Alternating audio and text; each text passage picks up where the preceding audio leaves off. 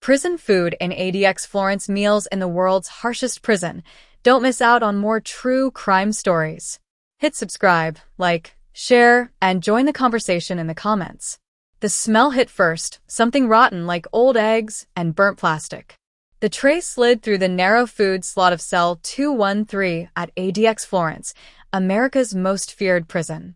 Inside, inmate Marcus, Red Lane, stared at the grayish paste sitting next to a lump of bread that looked more like cement than food. He poked it with his plastic spoon. It didn't move. "What is this?" he muttered. "Dinner," the guard said flatly through the steel door, locking eyes with him for a second before walking off. Marcus had eaten bad food before, but this was different. The meal gave off heat, steam rising from the strange mash, and it smelled like chemicals. He hesitated, then tasted a small bite. Within seconds, his stomach twisted violently. He dropped the spoon, clutching his gut as pain shot through him. Sweat dripped down his forehead. The world began to spin. From the next cell, someone yelled, "Yo, Red. You okay, man?" Marcus could barely breathe. His body shook and then he collapsed. Moments later, alarms blared down the hallway. Guards rushed to his cell, shouting commands. One of them called for medical. Another muttered under his breath, "That's the third one today." The other inmates started banging on their doors, screaming, "They poisoning us. It's the food." But no one listened. The screams echoed through the long, concrete halls of ADX Florence, the Alcatraz of the Rockies, where the worst criminals in America lived in silence for 23 hours a day. And tonight, silence was the last thing anyone would hear. 3 weeks earlier, things at ADX had been normal. If you could call that place normal. Each inmate lived in a 7 by 12-foot concrete box with a bed, a sink, and a slot for food. Their only window was a narrow slit facing the mountains, too small to see the sky. Meals came 3 times a day, always the same, something brown, something gray, and something that was supposed to be bread. Most guys didn't complain. You learned quick that complaining got you nowhere. Marcus Lane had been at ADX for 8 years. Once a drug kingpin in Chicago, now he was just another number in America's tightest prison. He didn't talk much, didn't fight, didn't make trouble. But he noticed things, like how the food had started tasting strange. At first, it was just the smell, stronger, sour. Then came the texture. The mashed potatoes felt gritty, the meatloaf too shiny. A few inmates whispered about it, but guards brushed them off. "You don't like it, don't eat," one said. But then people started getting sick. One by one, inmates began vomiting, shaking, and passing out after meals. It was quiet at first. Then one night, Marcus heard a scream, a deep, painful one, from a few cells down. Medical came and took the man away on a stretcher. By morning, his cell was empty. The rumor spread fast. They're testing something in the food. Marcus didn't believe it until that morning when he got his tray. The smell made his eyes water. He almost didn't eat, but hunger won.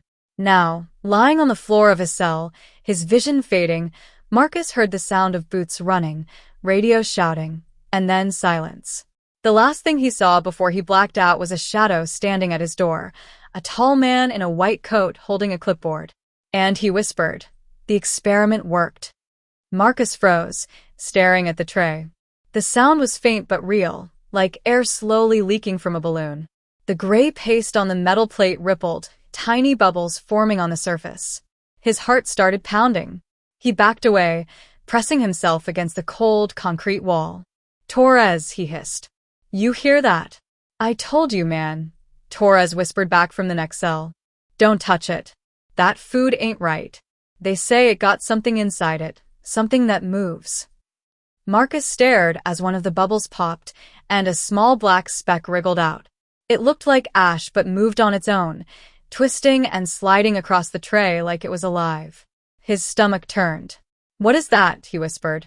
Before Torres could answer, a loud buzzer sounded, echoing through the block. "Lights out," a guard shouted. The corridor went dark except for the faint red glow of the emergency lights. Marcus stood still, his breathing loud in the silence. Then he heard it, footsteps. Slow, Heavy footsteps coming down the hall. They stopped at his door. A voice he recognized spoke softly through the slot. "Eat the food, Mr. Lane. You'll feel better." It was Dr. Mendez. Marcus clenched his fists. "You trying to kill me?" he yelled. "Kill you?" Mendez chuckled quietly. "No, no. We're trying to understand you." Then the footsteps faded away, leaving Marcus in darkness. Hours passed. He didn't sleep. He just sat there, staring at that tray. Every now and then, he thought he saw the black specks move again, slowly, like worms digging into the paste. By morning, the guards came through with their usual routine. "Breakfast," one shouted, sliding new trays through the doors. Marcus didn't touch his. But in the cell next to him, Torres was too hungry to resist. "I can't take it no more," Torres whispered. "I gotta eat." "Don't," Marcus warned. But it was too late. The sound of Torres scraping his spoon echoed through the wall. A few minutes later, Marcus heard him cough. Once, twice. Then again, harder, choking. "Torres." Marcus pressed his ear to the wall. "Hey, you good?" No answer. Just heavy breathing and a low groan. Then came the thud. Marcus banged on the wall. "Torres, talk to me, man." Footsteps rushed down the hall. Guards shouted. The door next to Marcus's cell slammed open. He heard Dr. Mendez's calm voice again. "Another failure," he said. "Increase the concentration for the next round." Marcus's heart raced. He knew now this wasn't about punishment. It was about control. He needed to find a way out. That night, Marcus tore a small piece of metal from the edge of his bed and began scratching at the corner of the vent near the floor. It was slow work, but he kept going little by little. Hours passed before he heard something, faint whispers coming through the vent. Not Torres this time. Someone else. "Red Lane," the voice said. "You don't know me, but I can help you. I'm in C Block. They tried the same thing on me." Marcus's eyes widened. "Who are you?" "Name's Walker. I used to work here before they locked me in." Marcus froze. "What do you mean used to work here?" The voice chuckled softly through the vent. "I was one of them, one of the scientists, until I found out what's really in that food." Marcus leaned closer. "Then tell me, what's in it?" For a long moment, there was silence. Then Walker whispered, "They call it Project Silence." "It's not food, Marcus. It's a parasite." Marcus's breath caught. "A parasite?" Walker's tone dropped to a whisper. "It eats your fear, and when it's done, it controls you." Just then, a loud crash came from the hallway. The lights flickered. Guards shouted. Marcus pressed his ear to the vent. "Walker," he whispered. No answer. Then came a deafening boom, an explosion somewhere deep inside ADX Florence. The ground shook, dust falling from the ceiling. And from Marcus's untouched tray on the floor, the gray paste began to bubble again, this time faster, as if something inside it had just woken up. The floor shook under Marcus's feet. Sirens blared, lights flickered, and a voice on the intercom shouted, "Lockdown. All units initiate emergency protocol." Smoke seeped through the cracks in the ceiling as distant explosions echoed through the cell blocks. Marcus stumbled backward, staring in horror as the gray paste on his tray began to move.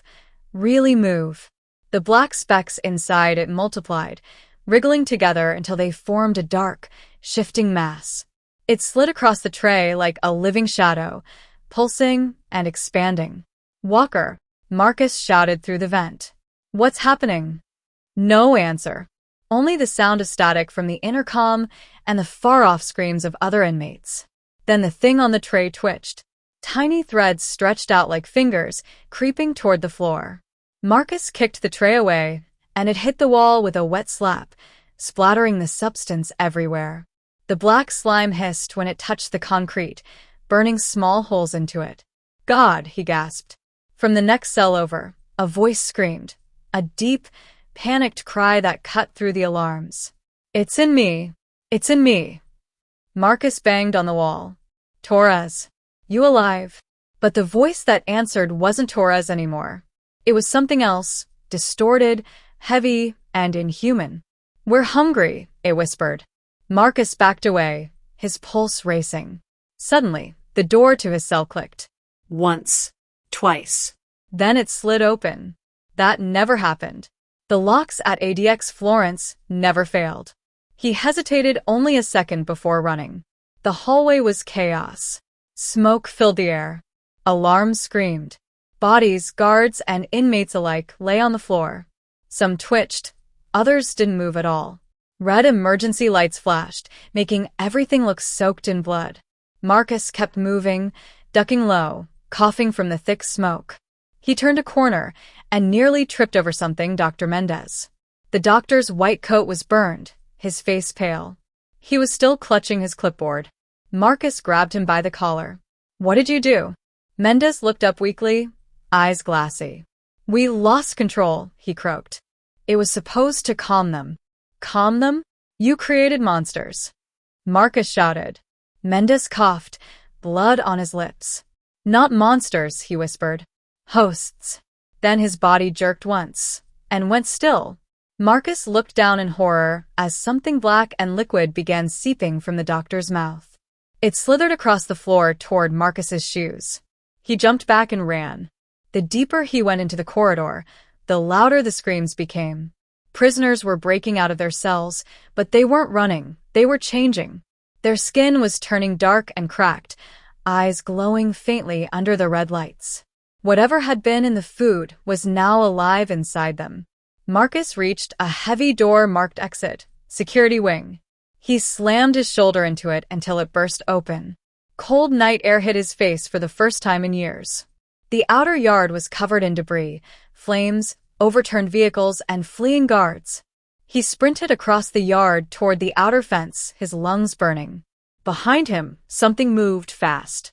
He turned and froze. Dozens of inmates stood in the yard, their bodies twitching unnaturally. Black veins snaked across their skin. Their mouths moved, but the words came out as one voice. "Marcus, stay. You belong to us now." He took a step back. "Not today." He grabbed a dropped rifle from a fallen guard and fired at the power grid near the fence. Sparks flew, and the lights went out. The entire yard plunged into darkness. Marcus ran into the shadows, climbing over the wrecked fence and disappearing into the night. Behind him, the prison burned. From the mountains nearby, the glow of the flames lit the sky red. Reporters miles away would later say they saw strange shapes moving in that light, like smoke with eyes. And somewhere deep beneath the ruins of ADX Florence, in a sealed control room that survived the explosion, a single monitor flickered to life. Lines of code scrolled across the screen, followed by a message typed automatically. "Project Silence, Stage 1 complete. Hosts deployed." Then the monitor went dark. Just before something black and liquid slid across the floor and crawled up the wires,